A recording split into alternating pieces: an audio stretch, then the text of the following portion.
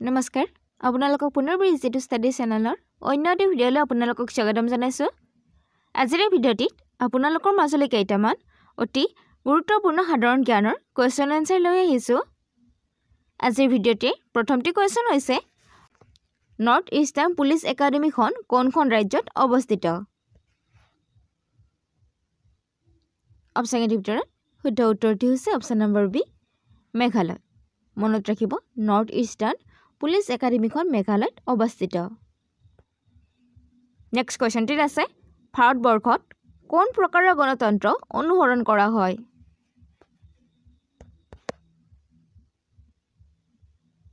অপশ্যনৰ ভিতৰত শুদ্ধ উত্তৰটি হৈছে অপশ্যন নম্বৰ চি সংসদীয় গণতন্ত্ৰ। মনত ৰাখিব ভাৰতবৰ্ষত সংসদীয় গণতন্ত্ৰ অনুসৰণ কৰা হয়। নেক্সট কুৱেশ্যনটিত আছে 1926 চনত স্থাপন কৰা অসমৰ সৰ্বপ্ৰথম ব্যক্তিগত খণ্ডৰ বেংকটো কি? অৰ্থাৎ বেংকটোৰ নাম কি? অপশ্যনৰ ভিতৰত শুদ্ধ উত্তৰটি হৈছে option number B the Guwahati bank limited. মনত ৰাখিব অসমৰ সৰ্বপ্ৰথম ব্যক্তিগত খণ্ডৰ বেংকটো হৈছে দ্য গুৱাহাটী বেংক লিমিটেড। আৰু ইয়াৰ লগতে মনত ৰাখিব এই বেংকটো 1926 চনত স্থাপন কৰা হৈছিল। নেক্সট কুৱেশ্যনটিত আছে ডুৰাণ্ট লাইনে যি দুখন দেশৰ সীমাৰেখা গঠন কৰে সেই দুখন দেশ হৈছে অৰ্থাৎ সেই দুখন দেশৰ নাম কি? অপশ্যনৰ ভিতৰত শুদ্ধ উত্তৰটি হৈছে অপশ্যন নম্বৰ এ পাকিস্তান আৰু আফগানিস্তান।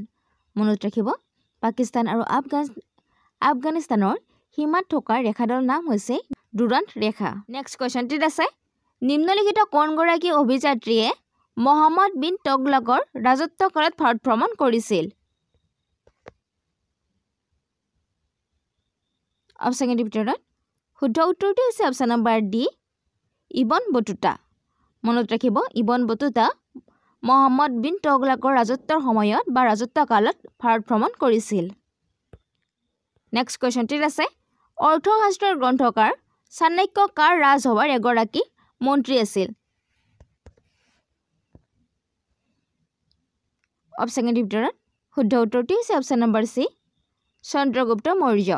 মনত ৰাখিব চাণক্য চন্দ্ৰগুপ্ত মৌৰ্যৰ মন্ত্ৰী আছিল। ইয়াৰ লগতে মনত ৰাখিব চন্দ্ৰগুপ্ত মৌৰ্যৰ ৰাজকবি আছিল চাণক্য। নেক্সট কুৱেশ্যনটিত আছে মণিপুৰৰ কোনজন হকী খেলুৱৈ শেহতীয়াকৈ 2023 চনত অৰ্জুন বঁটা লাভ কৰিছে? মণিপুৰৰ কোনজন হকী খেলুৱৈ শেহতীয়াকৈ 2023 চনত অৰ্জুন বঁটা লাভ কৰিছে?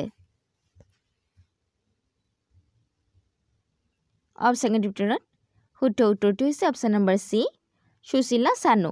মনত ৰাখিব 2023 চনত সুশীলা চানু হকী খেলুৱৈগৰাকীয়ে অৰ্জুন বঁটা লাভ কৰিছে।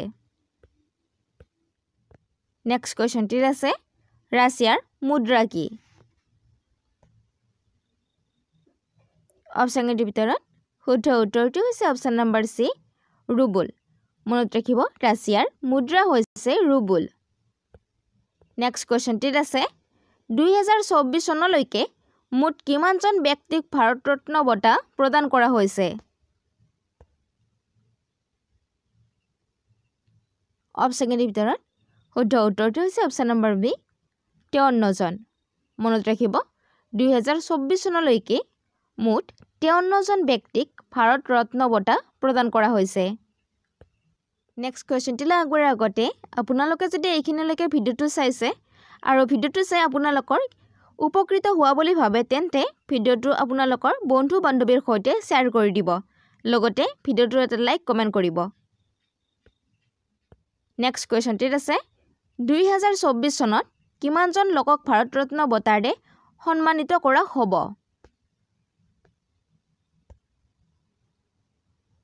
অপশ্যনৰ ভিতৰত শুদ্ধ উত্তৰটি হৈছে অপশ্যন নম্বৰ ডি 5 জন। মনত ৰাখিব 2024 চনত অৰ্থাৎ এই বছৰত 5 জন লোকক ভাৰত ৰত্ন বঁটাৰে সন্মানিত কৰা হ'ব। নেক্সট কুৱেশ্যনটিত আছে কোনটো আটাইতকৈ পুৰণি সভ্যতা বুলি গণ্য কৰা হয়? অপশ্যনৰ ভিতৰত শুদ্ধ উত্তৰটি হৈছে অপশ্যন নম্বৰ চি মেছ'পটেমিয়া। মনত ৰাখিব মেচ'পটেমিয়া সভ্যতাটোক আটাইতকৈ পুৰণি সভ্যতা বুলি গণ্য কৰা হয় নেক্সট কোৱেশ্চনটিত আছে কোনখন ষ্টেডিয়ামত অসমৰ প্ৰথমখন ৰঞ্জী ট্ৰফি খেল অনুষ্ঠিত হৈছিল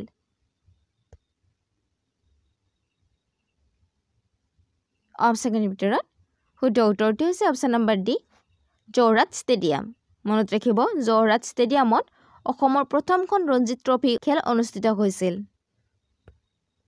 নেক্সট কোৱেশ্চনটিত আছে সংসদৰ বছৰত অন্ততঃ কিমান বাৰ বৈঠক হ'ব লাগিব অপচনৰ ভিতৰত শুদ্ধ উত্তৰটো হৈছে অপচন নম্বৰ বি দুবাৰ মনত ৰাখিব সংসদত বছৰত অন্ততঃ দুবাৰ বৈঠক হ'ব লাগিব কোৱেশ্চনটিত আছে ভাৰতীয় মহাকাশ সংস্থা ইছৰো কিমান চনত স্থাপিত হৈছিল অপচনৰ ভিতৰত শুদ্ধ উত্তৰটো হৈছে অপচন নম্বৰ এ 1969 চনত মনত ৰাখিব 1969 চনত ইছৰো স্থাপন কৰা হৈছিল নেক্সট কোৱেশ্চনটিত আছে ভাৰতৰ প্ৰথম কৃত্ৰিম উপগ্ৰহটো কি অপচনৰ ভিতৰত শুদ্ধ উত্তৰটো হৈছে অপচন নম্বৰ বি আৰ্যভট্ট মনত ৰাখিব ভাৰতৰ প্ৰথম কৃত্ৰিম উপগ্ৰহটো হৈছে আৰ্যভট্ট নেক্সট কোৱেশ্চনটিত আছে মানুহৰ শৰীৰত পোৱা কোনবিধ মৌল শতকৰা হাৰ সৰ্বাধিক অপচনৰ ভিতৰত শুদ্ধ উত্তৰটো হৈছে অপচন নম্বৰ চি অক্সিজেন মনত ৰাখিব আমাৰ শৰীৰত থকা সৰ্বাধিক মৌলটো হৈছে অক্সিজেন নেক্সট কোৱেশ্চনটিত আছে আন্তঃৰাষ্ট্ৰীয় অলিম্পিক সমিতিৰ মুখ্য কাৰ্যালয় ক'ত অপচনৰ ভিতৰত শুদ্ধ উত্তৰটো হৈছে অপচন নম্বৰ ডি লজান মনত ৰাখিব আন্তঃৰাষ্ট্ৰীয় অলিম্পিক সমিতিৰ মুখ্য কাৰ্যালয় লজানত অৱস্থিত ইয়াৰ লগতে মনত ৰাখিব লজান হৈছে ছুইজাৰলেণ্ডত লজান ছুইজাৰলেণ্ডত আছে মনত ৰাখিব